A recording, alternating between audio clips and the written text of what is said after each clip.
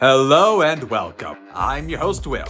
Aliens. You know them, you love them. Whether it be the dark horror aspect, the first contact may, or something a little goofy, people can agree that it's always a good time with an alien story. But what happens if the alien interaction is a little more subtle? In today's video, we're gonna go over the facts about the 1995 alien film, Species. Let's get to it.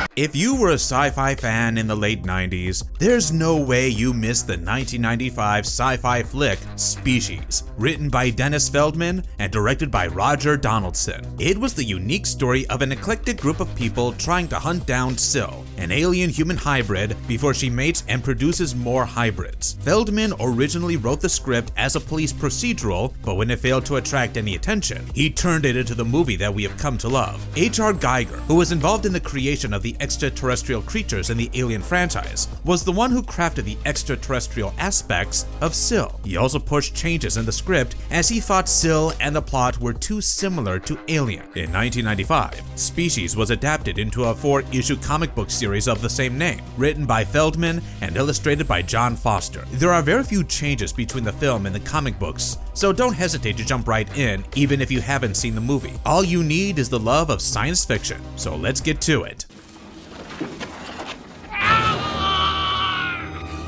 Not a little girl.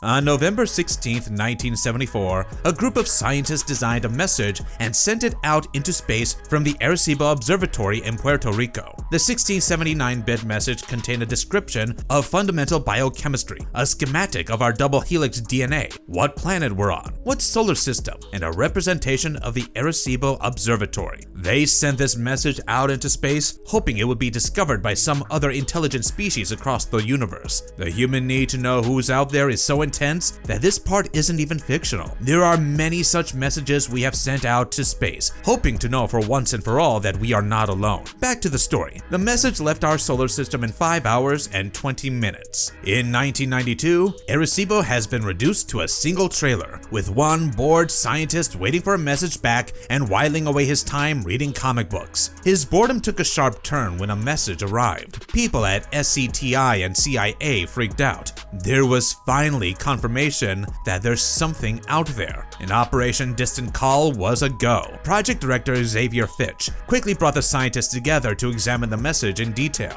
The message had two distinct segments. The first contained a self-deciphering dictionary and a catalyst for methane that created a cheaper and more clean-burning fuel. The second contained instructions to combine their DNA with a human cell. Xavier theorized that the hybrid they created might be genetically programmed to carry a message from their new extraterrestrial correspondents. How bad can the aliens be if they helped them with a super cool, environmentally friendly fuel? That's what the scientists think and start combining human DNA with the alien DNA they had sent. 100 human ovum were injected with alien DNA, and after fertilization, each cell was given a 3-letter code. Only one of them, SIL, is allowed to grow, and the other 2 successful cells are stored in liquid nitrogen. Within 2 days, the cell grew into a fetus and, according to protocol, was isolated. The biological warfare lab in the Mojave Desert was reactivated to house the rapidly growing specimen. Within a month, Syl grew into a teenager. Side note, this is faster than what we saw in the movie, as Syl grew into a 12-year-old within 3 months. Syl was fed sterilized food, and the staff was strictly directed not to talk with her, as they were sure that when they exposed her to language, she would be able to speak within hours. What these smart scientists had not figured out was that our girl, Syl, was already an expert in human language. She had learned by reading lips and eavesdropped on the conversations of the scientists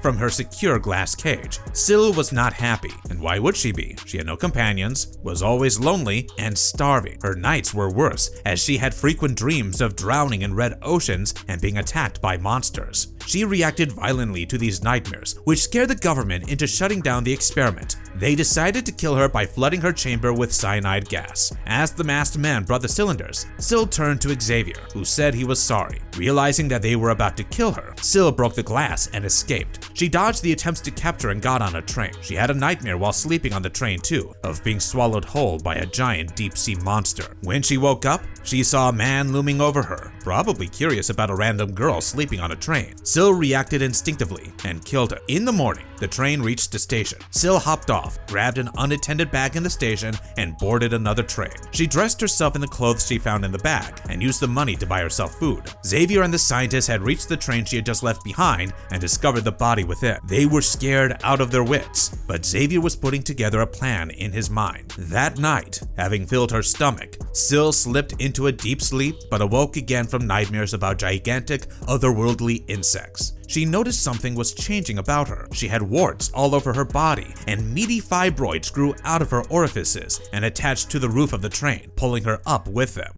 Call in the A-Team. The fibroids enveloped her and formed a red and brown cocoon. Xavier Fitch, meanwhile, put together a team consisting of Dr. Stephen Arden, anthropology professor at Harvard University, who would help them with understanding how she would adapt to society. Dr. Laura Baker, a geneticist to tell them about her animal instincts, Dan Smithson, an empath who would give insights into what she's feeling, and Preston Lennox, the hunter whose occupation was classified and who would make sure she did not get far. In the train, a conductor tried to check in on Sil, but was grabbed into the cocoon where Sil feasted on her. She exited the cocoon a fully grown woman, her metamorphosis complete. She wore the conductor's uniform and got off in Los Angeles. Xavier's team was updated about Sil's situation and brought to the railway station to investigate the conductor's body. Laura identified the brown structure left behind as a cocoon, and they realized that they need to be on the lookout for an adult woman now, not a child like they had previously assumed. Steven speculated that she might have gone to Los Angeles as it was a perfect place for her. It was a city where everyone was a stranger, as they had a mobile population and very few things were actually taboo there. Steven could not have been more correct. First thing Sil did in LA was buy herself a white wedding gown. If I had to put my analytical skills to work, I would say this is the biggest indication that she's ready for a partner and is actively looking for someone to mate with. She then bought a magazine and got a room in a motel. Using the magazine as a how-to manual, she dressed herself like the average woman. In the virus research laboratory, Laura impregnated a human cell with alien DNA, hoping to know more about what they are dealing with. While working on it, the camera went down, and Laura and Preston had to enter the secure room with the cell. While they were in, the cell grew rapidly, and Xavier shut the door to trap the specimen along with his people. Fitch refused to let them out till he was sure that the creature was dead, and he was not willing to risk another breach. The cell grew into a tentacled creature and began attacking the two inside. Laura was paralyzed, but Preston grabbed it and stabbed it with a metal rod. That didn't stop the creature from growing, and it suddenly expanded into a giant brown spore with a large red circle near its head. Laura smartly realized that the creature had only inflated itself, so she poked it with another metal rod and the two ran out. Xavier thankfully opened up the door and shut it in the nick of time. He hoped that they realized that he was only following protocol. Preston responded sarcastically, but the two did not hold it against him. Sil by then had completely surrendered to her instincts. She entered a club in a hot pink top and black pants she had bought. A man approached her, asking if she was from around there. She replied that she was foreign. Before their conversation could develop, another woman threw herself in between them and told the man she needed someone to go to a party she had been invited to. The man readily agreed, and she told him she would take him after she visited the restroom. Sil did not like the fact that she was overshadowed by someone, so she followed the woman to the restroom and killed her. When she came out, she found Robbie, a regular at the club who was looking for a woman to hit on. Sil used the same line that had just lost her a man and told him she was invited to a party, but had no one to take her there. When Robbie asked her where the party was, she didn't have an answer. Robbie, however, could take a hint, so they both left the club. Xavier soon received news that the conductor's credit card had been used at a motel, and the owner remembered the woman asking him where she could find a man. So the group got in a van and began driving when they heard there was a dead woman in one of the clubs. Realizing she had to be the killer, Xavier shut down the club, making sure no one entered or left without his permission. That would prove useless, as Sil had already left. They asked the man at the club whether they saw any blue-eyed blonde woman leave with a man. That generic description did not help them, and they asked him to just tell them about the most popular womanizer. The man immediately remembered Robbie and the blonde woman he had left with. Robbie asked to see Sil naked, and she obliged. She too used her special senses to examine Robbie. Robbie was impressed by Sill's physique, but that wasn't the case for Sill. Robbie did not meet her standards. So she put her clothes back on and asked him to take her back as she changed her mind. Robbie grabbed her, refusing to let go. Sill agreed and dove in for a kiss, but she drove her barbed nail-like screw through his skull, killing him immediately. Sill washed away the blood in Robbie's shower. Xavier's team reached Robbie's home with the army. Preston was the first to break in. He pulled his gun out, ready to shoot whatever threat dared to pop out, but was left stunned after seeing Robbie's mangled corpse. Hearing the shower running, he inched towards the bathroom, trying to be as silent as possible in order not to alert her. "I've got my eye on you." The shower was empty, and Sill had left long before. The team studies Robbie's body, concluding that they did not mate, as Robbie was still mostly dressed. Laura theorizes that Sill rejected him because he had a disease or some genetic disorder that made him an unacceptable choice. She likened her ability to sense that to rats, who could also assess their potential mates of disease or genetic damage. Laura's theory was confirmed when they found insulin in Robbie's refrigerator, proving that he was diabetic. Xavier asked Dan where he thought she was now, and Dan answered that she was probably alone. Sill had driven to the shore and taken a nap there. Her dream was that of two alien creatures procreating. She woke up, feeling empty and alone, desperately wanting a partner. Laura believed Sill was the first of a predatory species. To explain why that was terrible for mankind, she told the team the story of the moa. Moa was a species of flightless ostrich-type bird that had evolved and survived in New Zealand for millions of years. They were docile and herbivorous, kind of like giant chicken. Around 1000 AD, the Maoris, a Polynesian population, migrated to the island and began eating the moas. Within years,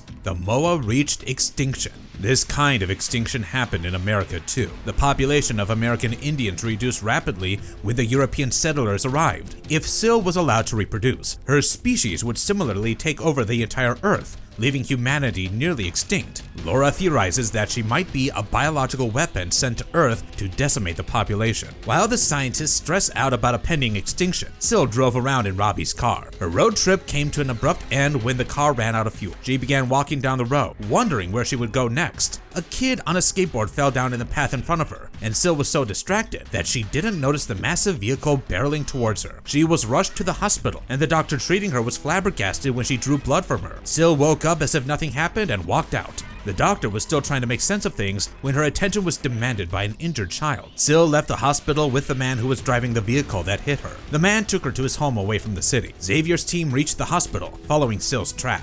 Laura took one look at the blood drawn from Sill at the hospital and confirmed that they were on the right track. Since Sill did not have any insurance, the man had used his credit card, which told them about his address in Palisades. In Palisades, the man and Sill relaxed in a jacuzzi. They both admitted they like each other and were about to kiss when Sill was distracted by some noise. It was the arrival of Xavier and his team. Preston and Laura went around the side while the rest entered. The man in the jacuzzi heard the noises too and started to get out, but Sill would not let him. She pressed him back in and held him underwater forcefully. Sill began transforming into her true self, a brown, indescribable creature, and her horrific body is what the man saw last as he died. The team was shocked to see another corpse, but it only inspired Preston to catch Sill at any cost. With his gun in position, Preston ventured into the woods. Laura followed him and asked him to return. Disappointed, Preston agreed to head back. Hiding in a tree, Sill decided that Preston was the perfect mate. At the house, Xavier ordered the army to cordon off the area. Sill escaped despite the high security and snuck into a car. She demanded the woman in the car for her clothes and took it forcefully when she refused. She hung around the team and read Preston's lips to know about their next step. They were going to hang out in the club again, waiting for her. That night, Sill dreamt about having a steamy night with Preston, but to her horror, he changed into a creature just like her and injured her. She woke with a start next to the poor woman she had kidnapped and was holding hostage. The woman begged Sill to let her go as she would never hurt her, but Sill did not believe her. She cut off her own thumb, but it grew back immediately. She then cut off the thumb of her hostage. This was all in lieu of a plan Sill was making to throw Xavier and his team off her track. At the club, Arden broke off from the rest of the group as they were standing in an area with a lot of smoke. Preston asked Laura to describe the perfect mate Sill was looking for. Laura told him that it would be someone who could survive in a hostile environment, had good reflexes, was shrewd, and daring. She added that it would be someone like Preston. Dan ignored her and decided to join Arden, thinking it would not be wise for him to be alone. As he walked out, Sill creeped behind him, and Dan cried out for help.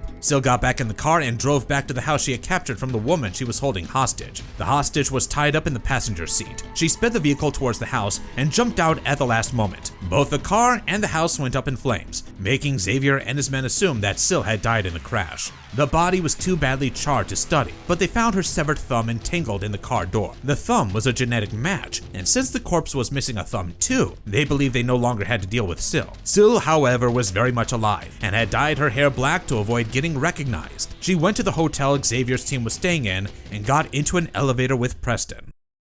The end?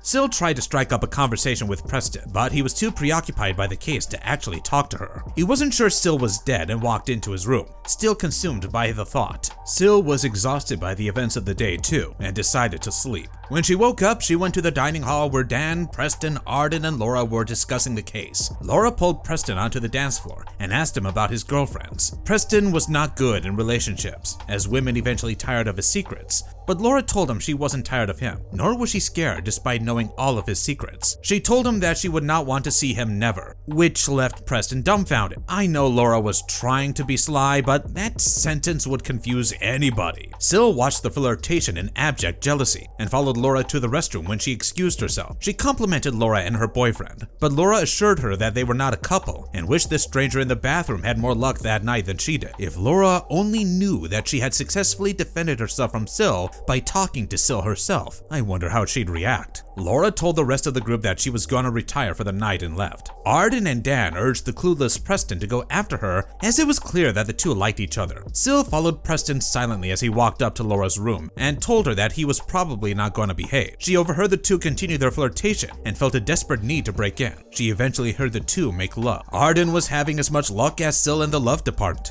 He tried his best to get a date by applying his wit and charm, but was not entertained by any women. He entered his room to sulk, but was shocked to see a beautiful woman waiting for him on his bed. It was none other than Sil. Arden told her that she must have the wrong room, but Sil ignored his words and pushed him onto the bed. Arden stopped complaining and complied, giving in to his carnal desires. Dan woke up with a start, realizing that something was wrong, and banged on Laura's door. Laura and Preston rushed out and Dan told him that he had heard Arden making love to Sil. As soon as Preston knocked on Arden's door, Sil killed Arden and escaped. The team followed her to the basement. They were more time-pressed than ever to stop her, now that she was pregnant, and they had no idea how many children she was going to produce at once. Armed with flamethrowers, they entered the basement and went further down through the hole she had created. In the darkness, using her camouflaging skills, Sil killed Xavier. Dan, Laura, and Preston followed her to the La Brea tar pits, an underground lake of oil. In the dark corners of the pits, Sil gave birth to her child, and Dan sensed it. She deposited her newborn in what she assumed was a safe corner and turned her attention to kill her remaining assailants. The child grew up at a spectacular speed and ate a rat in the pits. Using a rope-like structure from her body, Sil pulled Preston by the neck. Dan found the child and approached it, but darted back when the child attacked with his barbed tongue. Preston cut off the rope with his knife and shot at Sil with his gun. Meanwhile, Dan shot at Sil's child using his flamethrower and killed him. Since they were in oil pits,